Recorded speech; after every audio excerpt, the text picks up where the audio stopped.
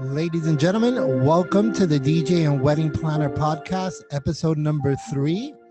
Hope you guys are having a great day.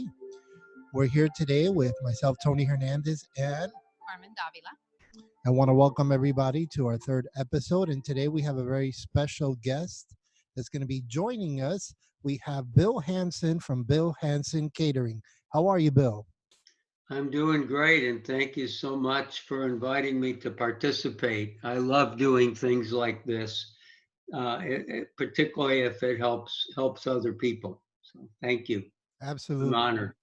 This is something that we started, me and Carmen have been discussing doing something like this for a while, and being the fact that, we're obviously home and able to get out to our audience, our vendors, and all our industry professionals, we started doing something like this to help our leaders in the community and get the word out there about everything that's been going on, how our industry has been affected, how we surpass what a great industry we're in.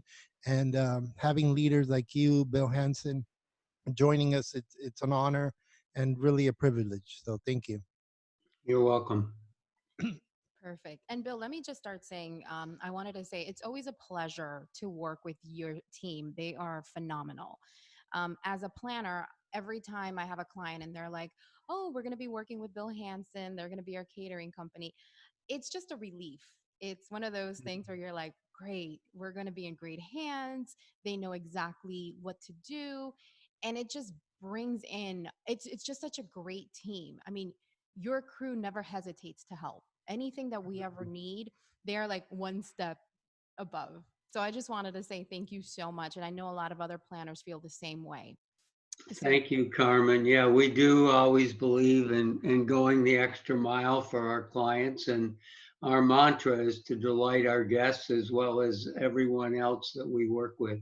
So that's how I built the business. That's how I've been able to stay in business for 40 years. It's not always about profit. It's about relationships, and it's about,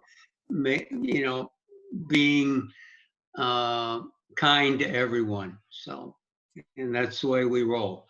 Sometimes it costs me money, but that's still okay. Not a worry. so Bill, tell us a little bit. How did you start in this industry? Well, I'll give you a quick history. I grew up in a small town in Western New York, went to Cornell, studied hotel administration, and from there I became an officer in the United States Navy. I ran officers' clubs and hotels for officers until 1975, and then I moved here. I worked for Burdines, which is now known as Macy's, for 4 years. It was a great company, but I learned back then that I wasn't really a good employee. I was more of an entrepreneur. And so as soon as I had a chance to open my own company in 1980, I did. And I started off catering for a downtown luncheon club called the Miami Club. And it's where all of the movers and shakers of Miami would go for lunch. And immediately I gained a reputation as being a good person, providing great food. And that's how our catering business blossomed. From there in 1983, I was able to secure a lease at Bill Woodbine in Coconut Grove, where my wife and I moved to, along with our son Jim. We lived there for 5 years, and every Saturday night we'd have 100 or so of our best personal friends come for dinner.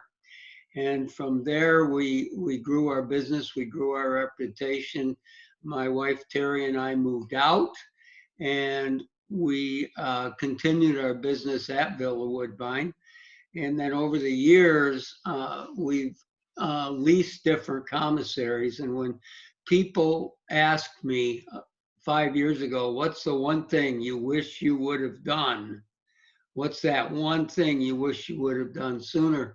The answer to that was, I wish I would have bought my own building. So even though I was 70 years old at the time, I was able to buy my own building, and I'm proud to announce that it's paid for. So Awesome. it's been a great journey over the last 40 years. Great, That's great, amazing. great. I mean, Villa Woodbine is definitely a special property, and it's different than anything down here in South Florida. I mean, I had the honors of working at Villa with your staff, DJing actually a few weeks ago before all this started. I mean, just the venue, the the garden, the the whole property is just breathtaking. So, Well, congrats on we love working with you guys too. It's very important at the villa that the people that provide the music recognize that we do have neighbors and that we do have to keep the volume at a certain level. And you're at the top of our list when it comes to that. So thank you. Thank you, thank you. So, Bill, question: how many team members do you have? Well, that's a good question. Are you talking about now or before Oh, three I would weeks say ago? honestly before. Before, altogether, well over 200, of which 40 plus were what we would call full-time, meaning they work a minimum of 30 hours a week. Oh, Okay. wow. Currently, now we're down to, I don't even know, maybe 15 full-time, Right. and they've all acquiesced to working for partial pay. And that's the nature of this economy. I say I'm not even getting a paycheck from the company right now. So, I think we're so all in the same yeah, boat. Yeah. yeah, yeah. So, I mean, what are you guys currently doing to, like, assist customers and obviously get through this? I know you guys are doing some at home food and stuff like that. So what are you guys as a company doing overall during this time? well, well, first of all, we are doing some deliveries, but please recognize that that's chump change. I mean, we drop off $100 meal. It's a lot different than a 30, 40, $50,000 wedding. So it's something to keep our team busy. And in many instances, like today, we're serving the Broward sheriffs, these emergency responders. So we do a lot of charitable giving also, okay, just to kind of stay busy. But the real thing we're doing now is I'm looking at this as an opportunity for particularly my sales team to deepen and develop relationships with current clients as well as new clients. And what I mean by that is in our business, we have what we call whirlwind time and non-whirlwind time. And whirlwind time, we call that's the time where people are just answering the phone, doing proposals, answering questions, things of that nature that you just do as part of the normal routine. But then non whirlwind time, that's the time that we all should set aside to work on the future. In other words, reach out to those people or uh, to discuss things with various vendors, various venues. And so now what we have is a flip flop. It used to be 80% whirlwind time, sometimes even 90%, and then only 10% or 20% non whirlwind. Now it's almost the flip side, where there's a lot more time available for our team to reach out. So one of the things we've been doing, which actually resulted in this call, was we were able to set up this Zoom call. So my team is incentivized to set up as many Zoom calls as possible. And at the end of this week, whoever sets up the most gets $500 cash reward. Okay. The other thing we're doing is there's a sales training program that it has been in the past very expensive.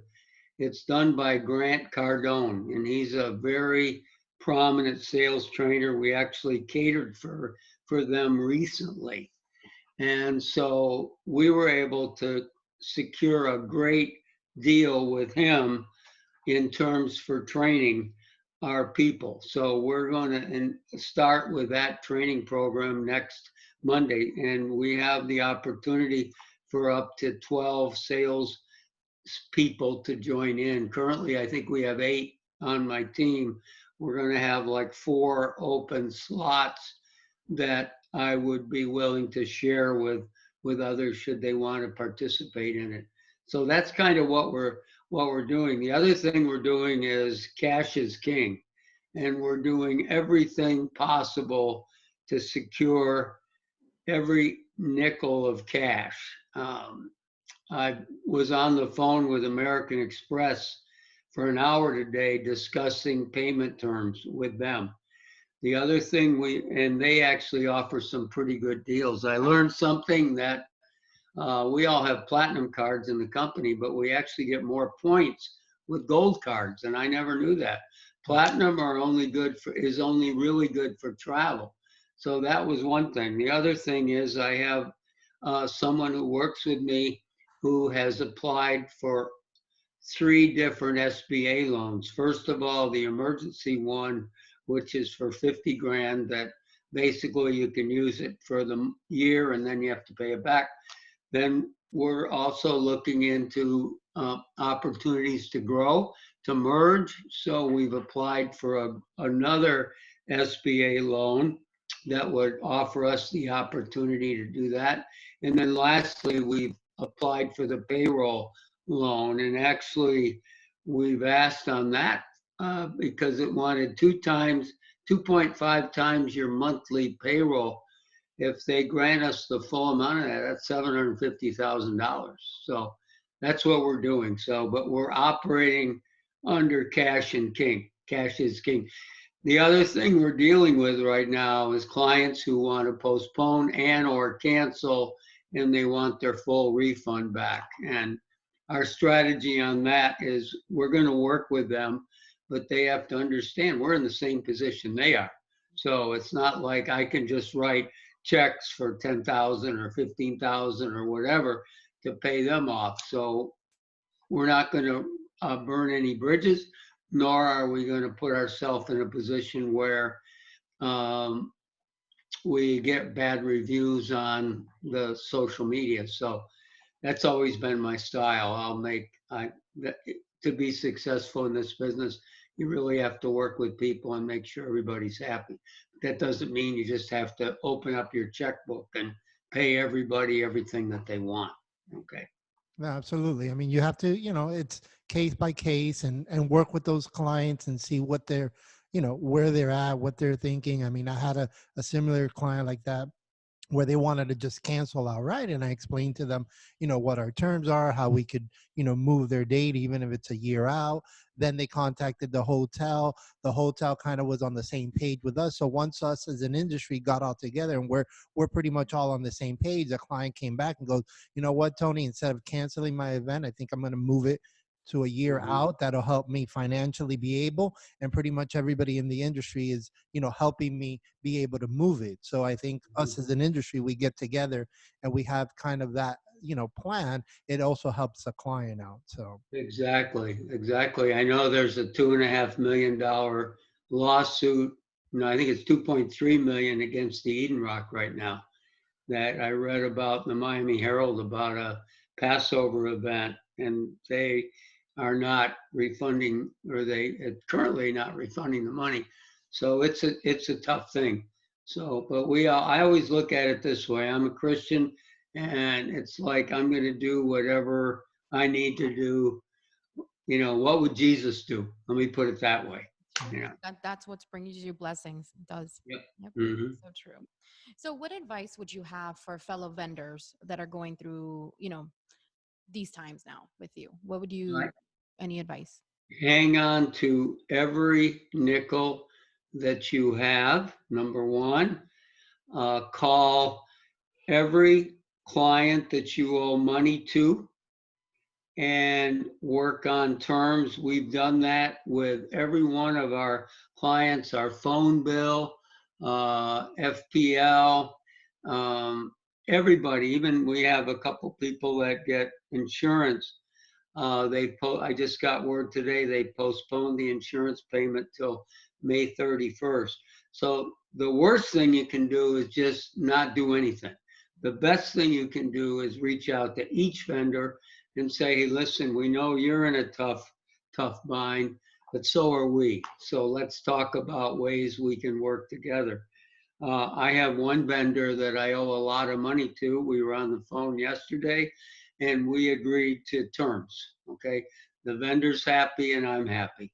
So communications to me is the key. The other advice, as I mentioned earlier, is take advantage of all these loans that are out there.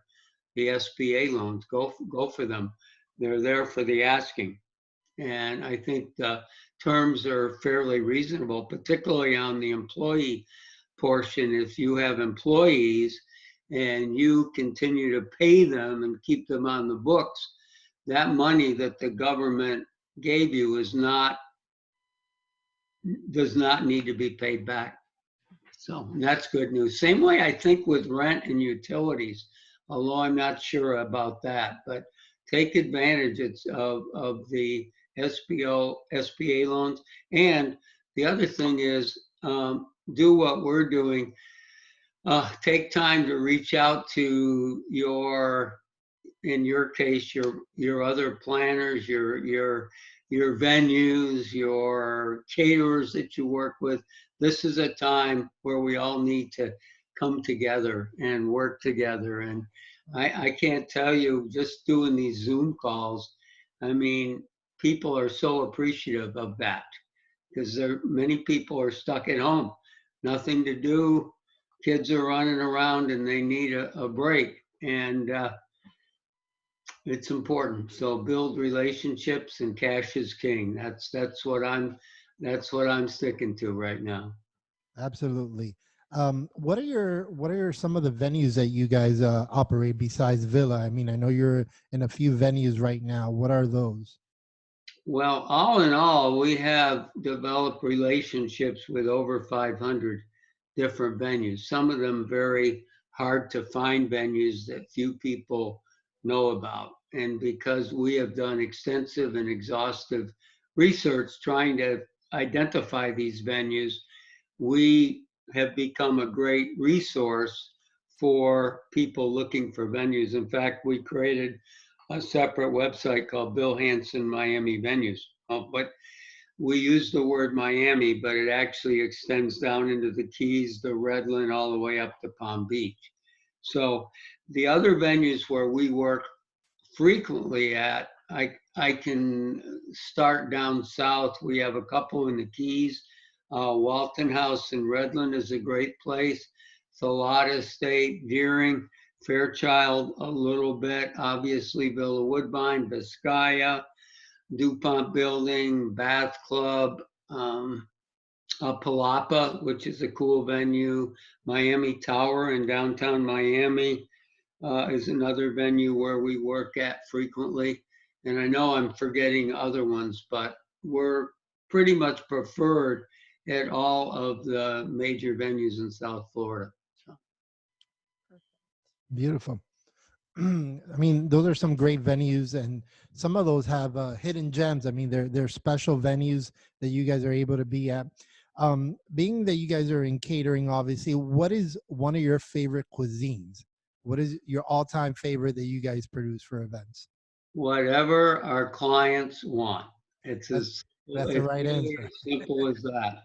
You know, we can do anything. My chef, Dewey Lasasso, loves to create custom menus. And particularly in today's environment where we're dealing with a lot of millennials who basically want it my way right away and why pay. That's kind of the millennial way of thinking. No offense to you millennials that are turning in, but no one wants that boilerplate menu.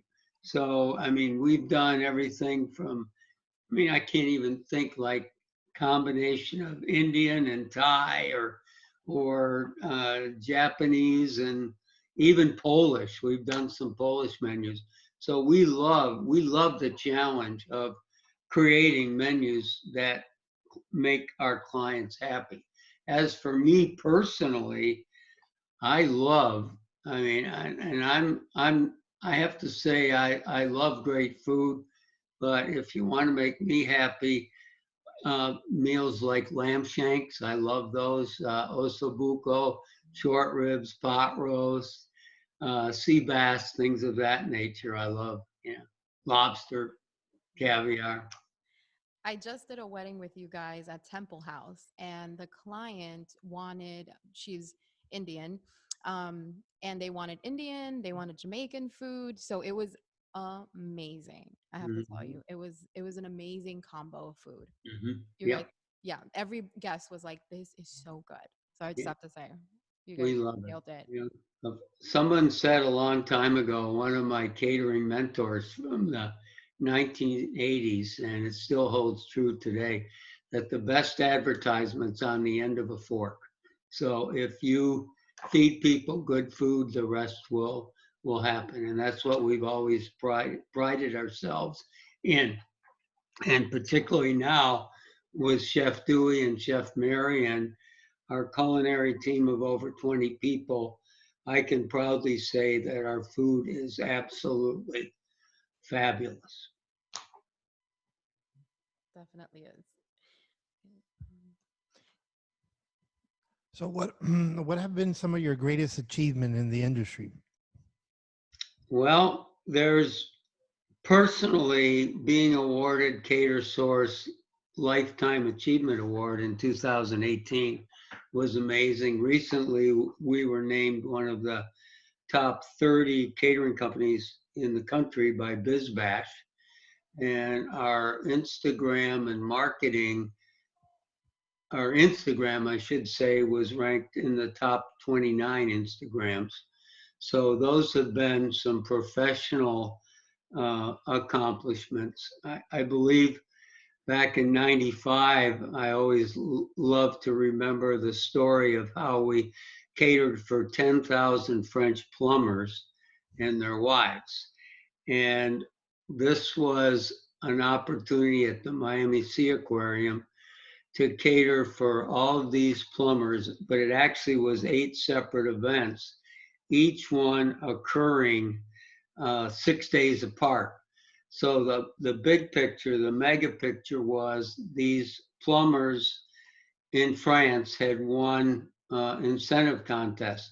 So they flew them over in 3 jumbo jets at a time, put them on a cruise into the Caribbean, and when they docked up on in the morning, then they loaded them onto 43 buses, sent them over to Miami Sea Aquarium, and there they watched Flipper the killer whale and whatever they have over there. And then all at once, and I'm not making this up, all at once, there were roughly 1,300 people leaving the Sea Aquarium and coming down towards my team that was set up under a tent, if you know the Sea Aquarium, along that big grassy area. And believe it or not, the way we set it up and the way we planned it, we got everybody through the line in under 20 minutes. Wow. We set up 10 double-sided buffet lines, okay? So that meant about 65 people down each side of the line. We preset the dessert, which worked out well. It was, I think, a chocolate mousse and a chocolate chill. That worked out well, except for the last day when it was a little hot and it didn't quite make it. But that was, to me, that was one of my greatest accomplishments in my catering career. Another story that I would love to share with you was one that happened in 1992, where we had to deal with the unfortunate incident of a bride whose wedding dress was stolen from her car 3 hours before her wedding. Wow. Oh, And at that time, fortunately, she had engaged the services of an old time wedding planner. I don't know if you ever heard of her, Carmen, but her name was Lois Beinhorn. She was like the first wedding planner ever here in South Florida. She and her husband Herb owned a jewelry store in the Seabold Arcade. And fortunately, Lois had the home number of a bridal salon owner because this happened when the salons were closed. It was late in the day. So they were able to get the salon owner to come in and fit the bride. Of course, she was late for her wedding, so we began hors d'oeuvres and we opened the bar before the ceremony, which was at Vizcaya.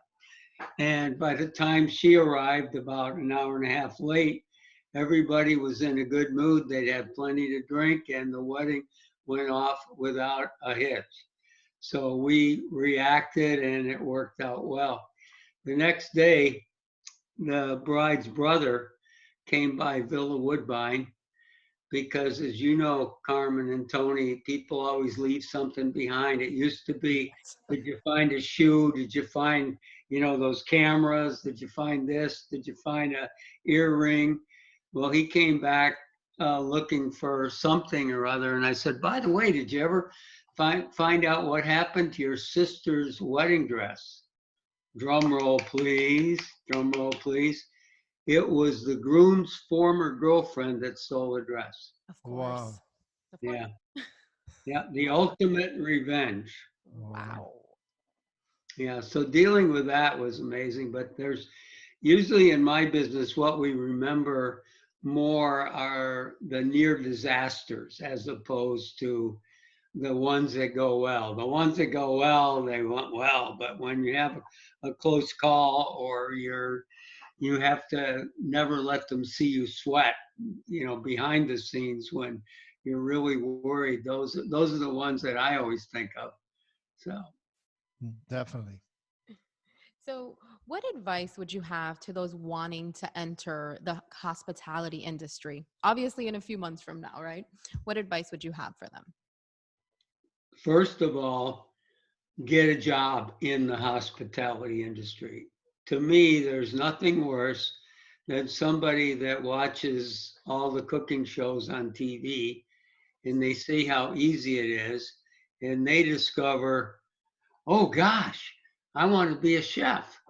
And then their parents come to me and say, Bill, my daughter wants to go to CIA or Johnson and Wales. And I say, the only question I ask, have they ever worked in a commercial kitchen before? And if they say no, I say, save your money, tell them to go work in a commercial kitchen. Then if they like it, then of course, get into the business, okay? But I would say for anybody that wants to get into it, whether it's in the front of the house or the back of the house, they really need to work in it for a while and see if they like it. It's incredibly rewarding, but the hours in most cases, as you guys know better than anybody, the hours are long, they're arduous, and generally we're working while everybody else is playing. So they have to really be aware of what's involved once they get into this business. And if they have a significant other, make sure the significant other buys into it too. That's important. One of my dear friends, before he wed, he came to me because he was actually working in the catering business. He worked for Burdines, I think, at the time, and he was planning on getting married. And we got together, my wife Terry and I, and his name is Ed and Cindy. We had dinner at the Forge, and we kind of talked it through about the sacrifices you have to make when you're in the business. And because it's very important that your family and your significant others are open to it. Because many times, as you guys know, we're coming in the door at 1, 2, 3 o'clock in the morning, exhausted. Oh yeah. It's tough. It is tough. Sometimes it's 14-hour days, 18-hour days. I mean, it's it's hectic. It's a hectic business. I mean, I've been doing it for over 25 years, and Wow. I never thought I'd be home so much like I've been lately. It's like on a Saturday I'm itching. I'm like, okay, I should be at an event doing something. How are you guys? Let me ask you a question. How are you guys dealing with this? What are you doing other than doing YouTube videos, but what else are you doing? We're doing podcasts. That's one. Mhm. I mean, myself, I've been working on blogging. I'm working on my website. I'm working on marketing. Looking at that stuff, and and I'm still, believe it or not, keeping busy with brides, because we do still Mhm. have a few clients that are getting married next year or later on in the year, and I'm personally still working Mhm. with vendors, reaching out to them, and doing that stuff. I mean, I've been, doing, I've run a small internet station, radio station. So I've been doing that, to keep myself entertained, doing some live mixes on Facebook, like all the other bedroom DJs now that we've become again. And then, obviously our kids are here. So, we help them with the homeschool stuff like that. And then, I think the calls have diminished a little bit, we're, dealing with obviously the clients that want to postpone, move their events. Every now and then we'll get a call for a new bride for next year, stuff like that, or corporate event. But overall, just trying to connect with people, same, make new relationships. And then I'm working on getting my whole website redone, so I've been doing some of that. But so when this is over, we hit the floor running pretty much. I mean, because once we're ready, I mean, I think the next after all this is over, I think our business will take it'll take a little bit. I mean, once everything starts getting back to normal, I think it'll take a little bit, maybe a week or two to start. But once we start, I feel that we're going to be hitting the floor running with not only all the new events usually for the holidays and stuff like that, but all the movement that we've moved into those other dates. So Mhm.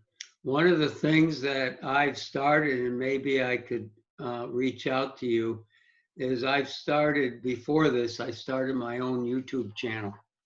And so far, I think I have 4 or 5 or 6 videos up on YouTube, but I really want to um, do more. I'm even thinking of doing something every week on YouTube, and I could probably use some help here at home setting it up, because as you can see, the backdrop that you see behind me, I need to get that fixed and a few things like that. That's all those pictures over there, the pictures that are on the wall. I'll give you $100 if you can tell me who they're of. that's a tight one. I mean, I know. I'm like, let's I'm zoom in there. I gotta zoom in. no zooming. They're all of the Beach Boys. I've loved the Beach Boys since I was in high school. So they're Oh, different different pictures of them. great. And the other thing we're doing is we're going to be giving away micro wedding, a free micro wedding that can be done in a home. Definitely this month or next month, because I don't think we're going to be going anywhere even through May, I don't think. So we're going to have an online push to give away a free micro wedding at home. And Bill HANSEN Catering will bring all the food, bring all the wine, bring the flowers. No DJ, sorry, Tony, That's but amazing. they can turn on their Radio. whatever Right, sound of course. system they have. So yeah, so that's going to be good. And we're doing the other thing we're doing is Passover meals. We're going to be delivering a lot of Passover meals, not kosher, but um, kosher style. We're going to do that next Wednesday. So Okay. Will you be we're doing we're anything for staying very. Easter?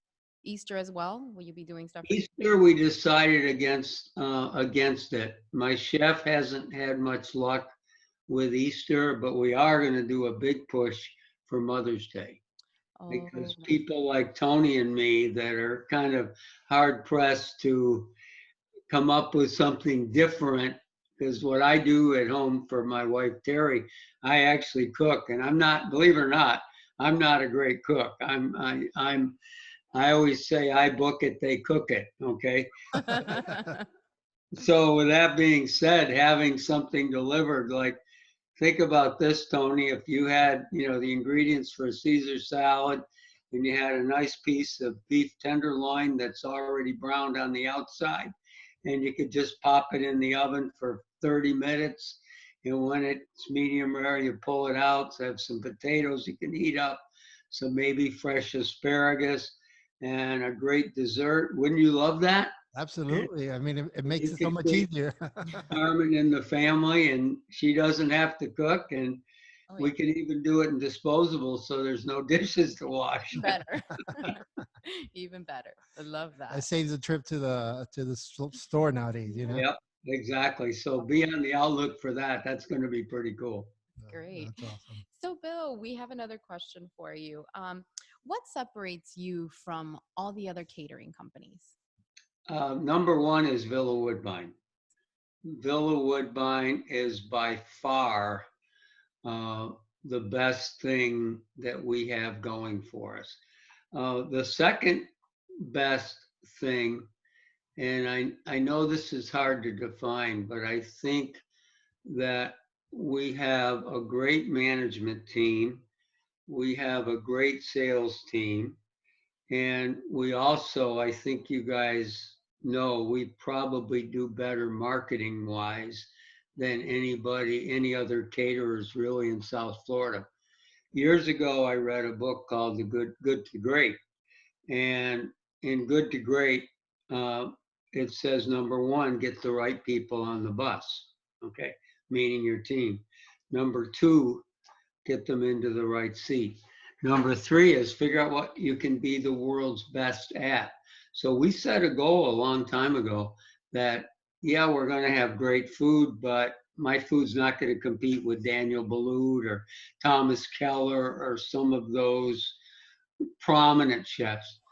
As far as service, we have nice, friendly service, but if you go to any major metropolitan area, such as New York or DC, they have professional cater waiters up there that are making six figures a year. They work full time, and that's all they do is service. So although we have friendly service and customer focus serving people, uh, we're never going to be the world's best at that. But we did decide we could be the best at marketing and catering sales. I think we've really achieved the marketing. Now we're working on the sales. How can we improve the number of deals that we close?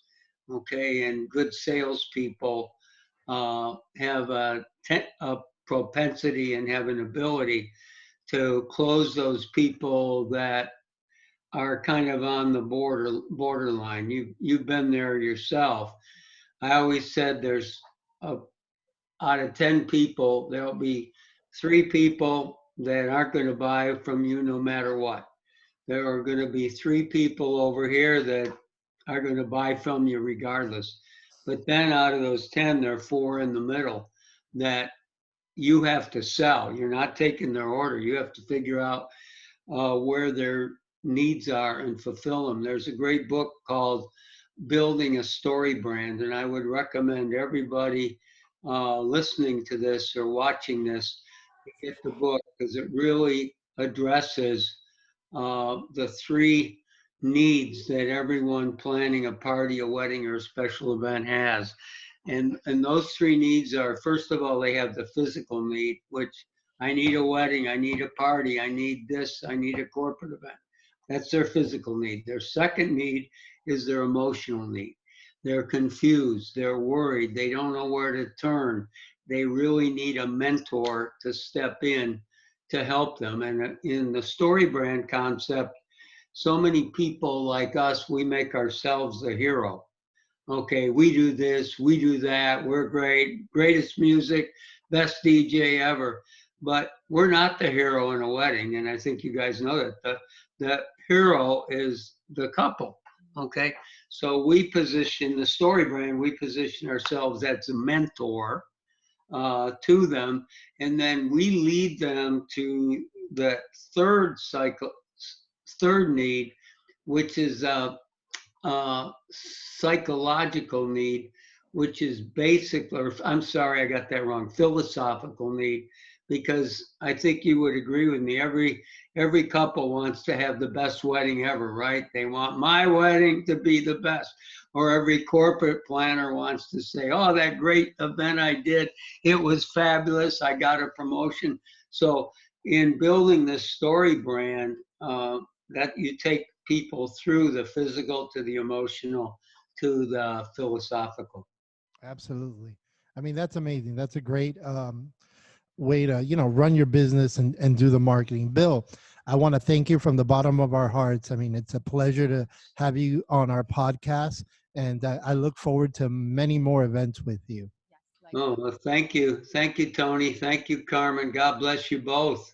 Thank you so All much. right. Stay Likewise. safe, and thank you very Who's much. that beautiful girl in the background there? What's That's your, our daughter. Isabella. hey, what's your name? Isabella. Isabella. That's a pretty name. Thank you. I actually have a girl, I teach religious education at my Catholic church, and one of my students, that's her name, Isabella. Yeah, Um, good. Nice to meet you guys. Take thank you. care. Thank you so much, Bill. Thank you very much. And that was Bill Hansen from Bill Hansen Catering. You can find them online. And thank you very much for being on our podcast. That's episode number 3 of the DJ and Wedding Planner.